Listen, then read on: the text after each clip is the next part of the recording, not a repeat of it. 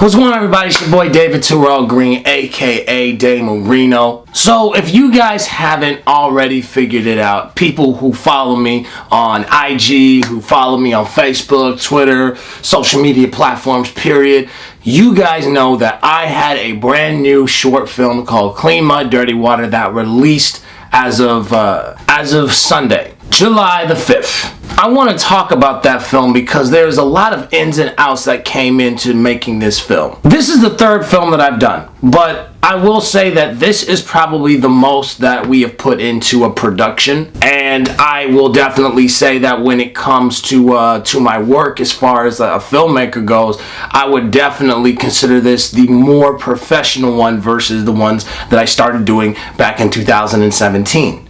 And there really is no guide, you know what I'm saying, that will prepare you to be a filmmaker besides just doing it. So with that being said, here are 5 things that I learned working on a short film. Number 5, be prepared. You know that saying, if you stay ready, you ain't gotta get ready? Well, that definitely applies for film.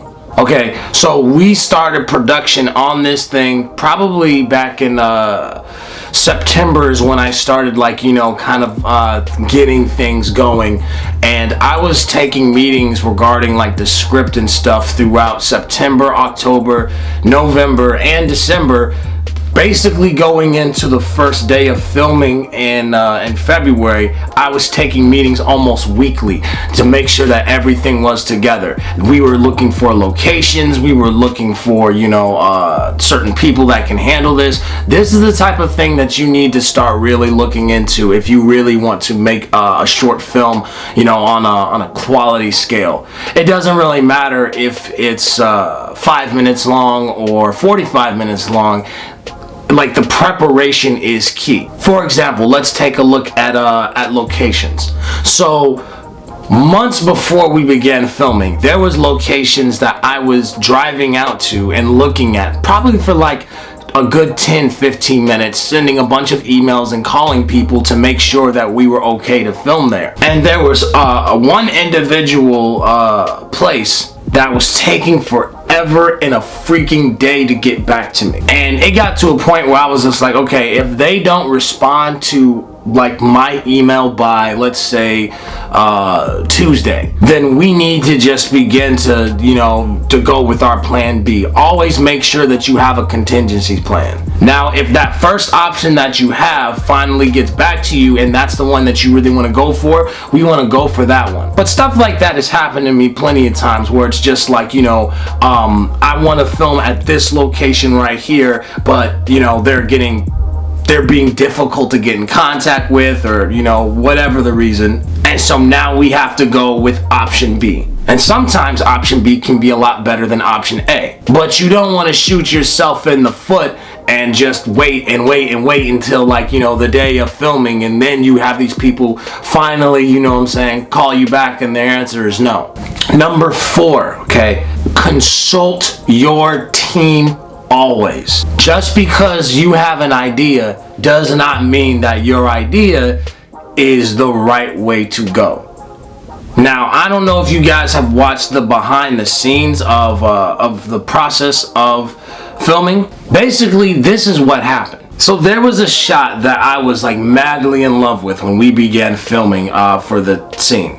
And man, oh man, this was such an amazing shot. I've seen this shot in Breaking Bad and Better Call Saul. They have those super wide angles, and I saw that shot. I fell in love with it, and I wanted to use this shot throughout the whole scene. But I did not consult my guys about it. I was just like, okay, we're gonna stay right here. I told my camera guy, I said, we are going to stay right here. This is what we're going to do. And so we did it, and it didn't look good in post. Now, I'm going to explain to you guys why it didn't look good. So, as you can see, it's a wide shot. As you can see that you have the characters and they're all here. Now, what's the problem when we fast forward through here? As you can see on this screenshot, now you have just a wide open stage full of nothing. There's nothing there. There's nothing, it's just a bunch of just unnecessary space. So now people's attention is not so much on, the mysterious man here, talking to this guy over here. Their focus is on this empty stage that contributes absolutely nothing to the scene. So it's almost like dead space. It's almost like it's not even worth, you know, putting in. You know what I'm saying? But I made that mistake, and I definitely apologize to my guys when I found out that I was in the wrong. Just because you're the director, that does not give you the permission to walk as if you're above everybody. You need to communicate with your peers. You need to communicate with your help, because they're here to make this thing great. Everybody wants to look great. You know what I'm saying? So if stuff like that happens, then it reflects negatively on all of us. Number 3, protect your idea at all costs. Now, David, didn't you literally just say a couple minutes ago that sometimes your ideas may not be the best idea?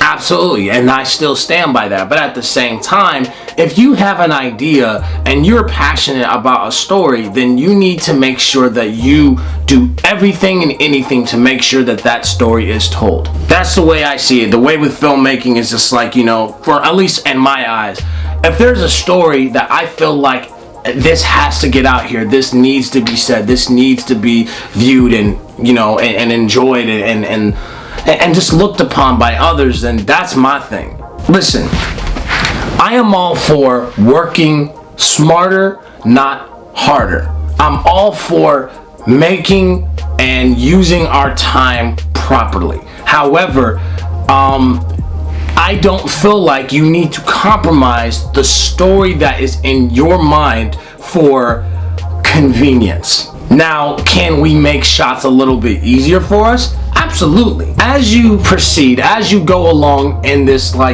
industry of storytelling and, you know, writing, songwriting, it doesn't really matter what it is. You are going to run into people who are going to be like, okay, yeah, your idea sucks. This is stupid. This is never gonna work. You should just give it up. There are some ideas that are just not good. And there are some ideas that are just like, yeah, you know what? I don't know what I was thinking when I came up with that. You can take that idea that wasn't good and begin to work on it and mold it into something that actually would be presentable. And it's not easy, especially when you are working on a very, very small budget. Allow yourself to be creative. And, you know, and if you're writing something and, you know, it's like, you know, freaking Star Wars type.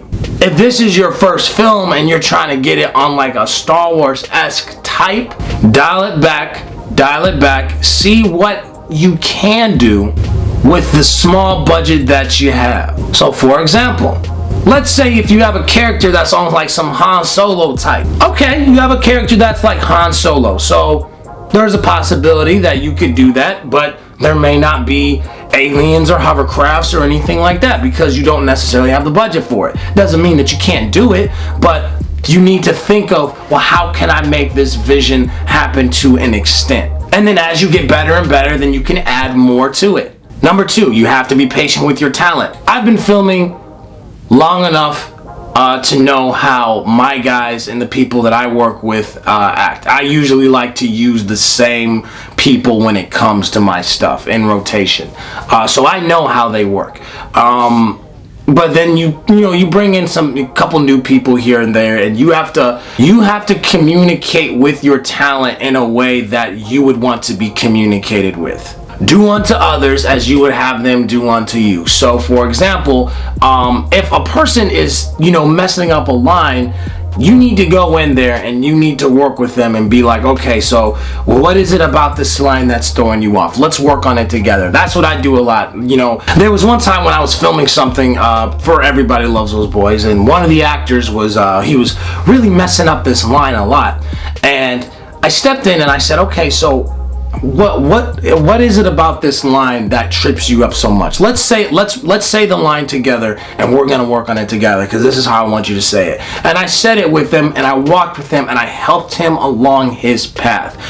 You as like a filmmaker, you can't like go in there and be like, what the hell was that? You know what I'm saying? Like, you can't do that. You know what I'm saying? It's just like, because folks are gonna close themselves off to you. Folks are not gonna be open to listening to what you have to say. And in a lot of instances, folks are just gonna leave. When you are doing films, especially with like a budget of absolutely like nothing, like you have to spend money out of the paychecks that you have and you make, a lot of times you may not be able to pay your talent. So it probably isn't wise to be screaming and yelling and demeaning to your talent. There are other ways that you can communicate what you want from this person. Like, for example, if I came up to a person and said, all right guys, you know, we're gonna get started on working on these lines, let's get it together. You know what I'm saying? Versus, yo man, can we get to work please, finally? Can we get to work? What's wrong with you guys, man? Let's rehearse. You know what I'm saying? It's just like me saying one versus the other is going to get a different response. Now, if folks are acting like a fool on set, then you need to make sure that you handle your business. But you don't have to be a jerk to someone to get a good performance or to communicate what you're trying to get to them if they're struggling with a line. You need to talk to people like they're people. Number one, be patient. There's going to be times where, you know, you're going to have delays. There are going to be times where you're going to have things pushed back. That is why it takes so long for movies to come out. Because a lot of times you have to deal with reshoots, you have to deal with, you know, schedules, you have to deal with a whole bunch of stuff, post-production issues and all this stuff, and waiting for people to get, you know, edits over to you. There are so many things that go into this, so it is not easy and you have to be patient. I'm the type of person that wants things right away. I'm a very a now type of person, so trust and believe. A lot of times it can get a little, you know, irritating when something or someone is not getting things done in a timely order. Now, with that being said, just because you need to be patient with someone does not mean that you have to just sit around and let that person take their good and sweet time. If a person is on a project and they are taking way too long and you have a due date of it needs to be done by this date and they are going past that and missing that date and missing it and missing it and missing it, you have 100% permission to go and find somebody who is going to do the job better and quicker. Listen, I'm no Spike Lee, I'm no Scorsese, I'm not on those guys' level yet. I've got ways to go, man. I've got and I know that I'm on my way, and I'm getting so much closer. I'm getting better every day. So there are things that, you know, by the time I'm 30 years old, I'll be like, yo, like, I never thought about that. I should have did this, that, and the third. This is a process. This is a process of learning, and it is going to take time to get better. You know what? Dream, create. Don't allow the money, you know what I'm saying, to get in the way. You know what I'm saying? It's just like the money will show up. You may not be able to do everything that you want to do at the time, but the money will show up. I'm David Terrell Green. I approve this message. If you have not seen Clean Mud, Dirty Water, what are you doing, man? Go watch it. It's in the link below. Also, follow me on all social media platforms. That is Instagram, that is Twitter, that is SoundCloud, all of that and above. And I'll see you guys freaking next time.